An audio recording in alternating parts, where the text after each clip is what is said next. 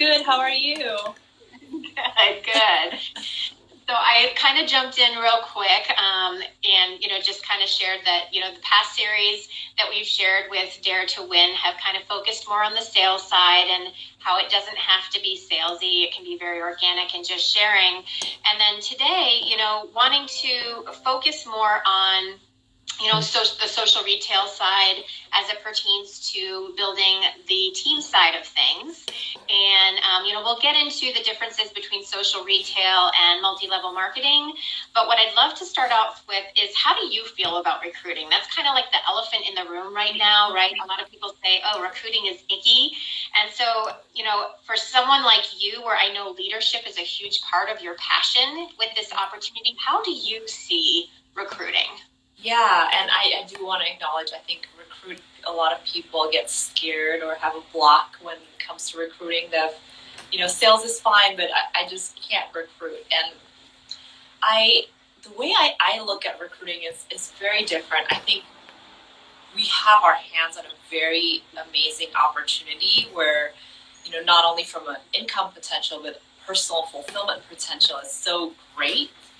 And the way I like to think about it is, I work in corporate America too, but whenever I get approached by a recruiter who tells me, hey, there's this awesome opportunity where we think you'll be a great fit, it's so flattering to me when I hear that. When someone wants to recruit you to be part of your team, it's because you have something special. It's because you have something special. So I almost change the way I look at it as something that, I'm honored if someone comes to me because they see that I could be good for this particular opportunity or fit.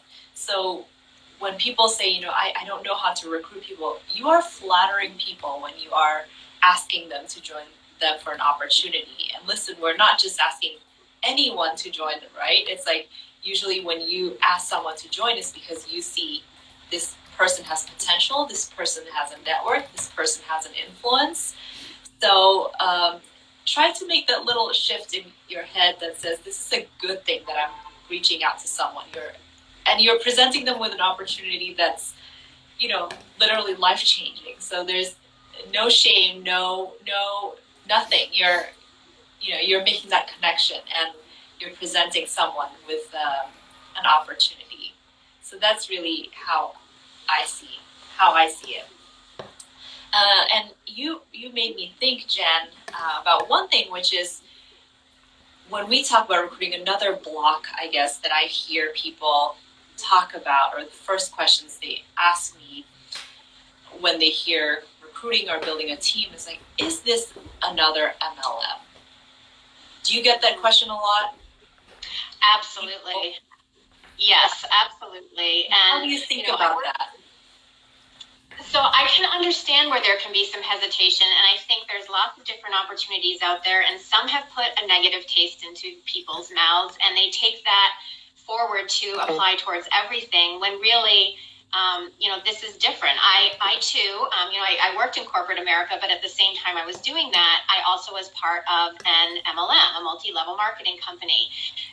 But what we are doing with social retail is so far removed, other than we share products, that it's not one and the same. And so just like you talked about recruiting and sharing the opportunity, and it's flattering, we need to make sure that we're sharing those differences as well.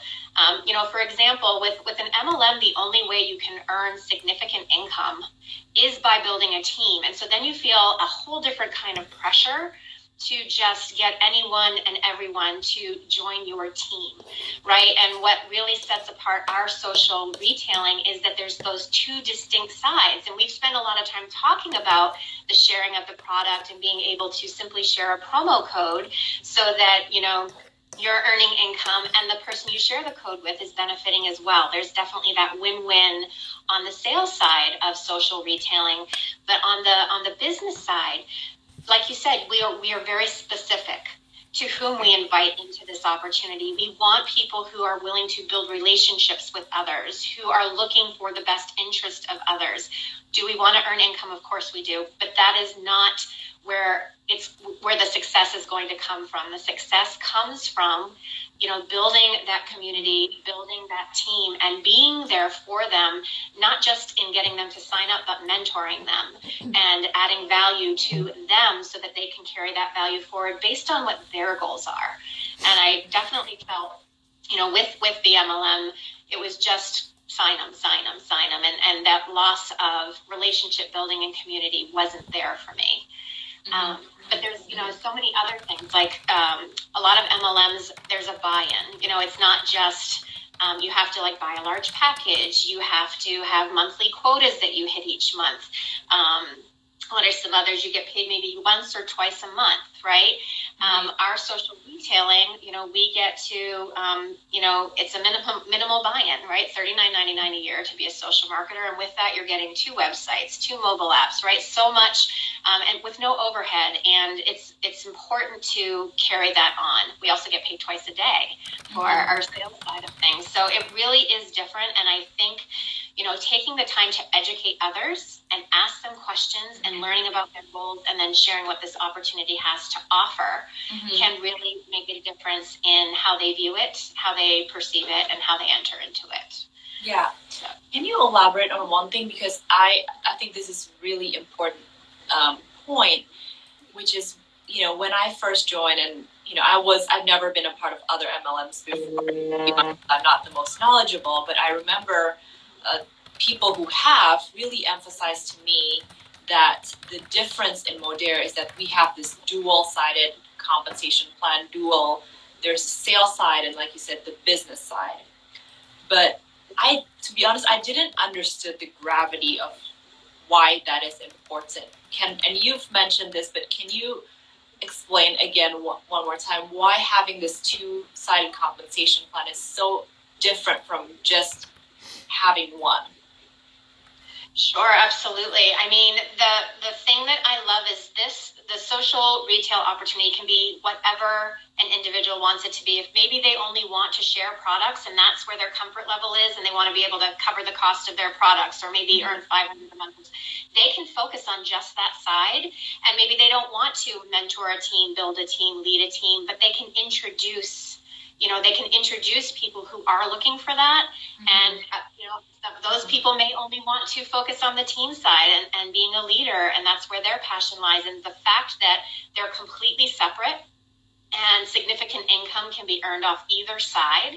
I mean, passions change, growth happens. Sometimes people start off just sharing the products, but then see how life-changing it can be for people, both in health and wellness, but also in income. And, they may branch out, but they're not required, unlike an MLM, to do both sides in order to earn any kind of significant income.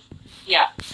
I think that's so important because I also joined in with initially just for the sales side, and I thought, and then I saw the income that I could make, and that made me want to branch out to the other, the recruiting leadership part, which I now love so much. Yeah.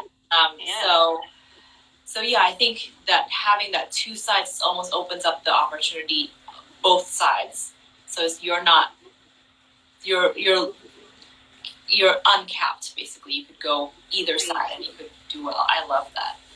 Absolutely. And so, what else do you think, like we talked about it, somewhat, what else do you think gives recruiting a bad rap? Because you are so powerful as a leader and, providing the support that your team needs. So what else do you think, leads to recruiting getting a bad rap? Yeah.